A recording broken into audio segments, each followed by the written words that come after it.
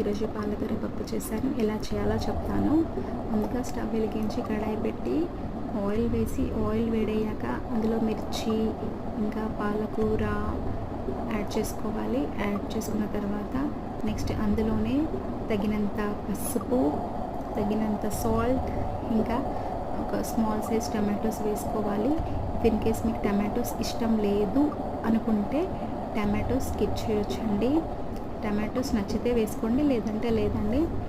ఇంకా అది మంచిగా కలుపుకొని సాఫ్ట్గా అయ్యేంత వరకు ఉడికించుకోవాలి.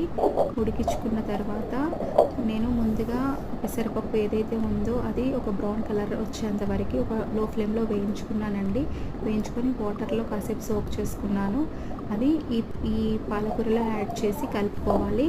కలుపుకున్న తర్వాత కొంచెం మగ్గాక అందులో ఒక 1 to 2 గ్లాసెస్ ఆఫ్ వాటర్ వేసుకోవచ్చు.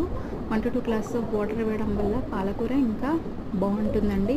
అలాగే ఒక సైడ్ కడాయి పెట్టుకొని అందులో ఆయిల్ వేసి ఆవాలు, జీలకర్ర, వెల్లుల్లి, ఇంకా కరివేపాకు, కొత్తిమీర, ఎండుమిర్చి అన్నీ వేసి పోపు పెట్టుకున్నానండి.